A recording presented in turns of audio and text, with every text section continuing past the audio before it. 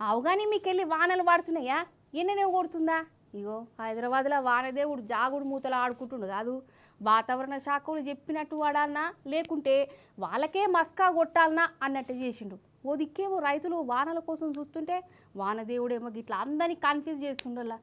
మరి ఈ వాన ముచ్చట్ని చెప్పుకుందాం మనం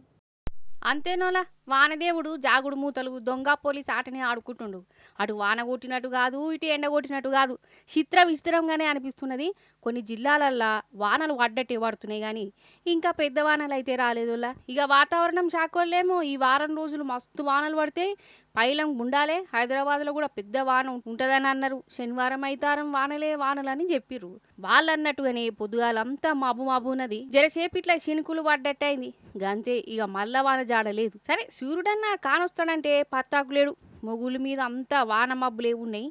చూసి పెద్ద వానే పడుతుందని చెప్తురు సరే పట్నంలో పడకపోవడే నయం ఎందుకంటే మొన్న జరసేపు కొట్టిన వానకు మన హైదరాబాద్ అంతా ఎట్లా ఆగమైందో చూసింది కదా పట్నం జనాలు నరకమంటే ఎట్టుంటుందో చూసిరు రోడ్లన్నీ చెరువులు లెక్కని మారిపోయినాయి ఇంకా రాను పెద్ద వానలు ఉన్నాయని చెప్పేవారికల్లా ఇంకా గజ్జుమన్నది ఇటు ఊర్లలో అనుకున్నట్టు వానలు లేకపోయే వారికల్లా జనాలు పూజల మీద పడ్డరోళ్ళ వానదేవునికి శాంతి చేస్తురు వనపర్తి జిల్లా కానాపురం ఊరోళ్ళు ఎడ్ల బండ్లు ట్రాక్టర్లతోని ఊరేగింపు తీసిరు భజనలు చేసుకుంటా కృష్ణా నది దాకా పోయి ఆడ పూజలు చేసి అక్కడి నీళ్లను మళ్ళా ఊరికి పట్టుకొచ్చి శివునికి అభిషేకం చేసిరు వానలు మంచిగా కురవాలని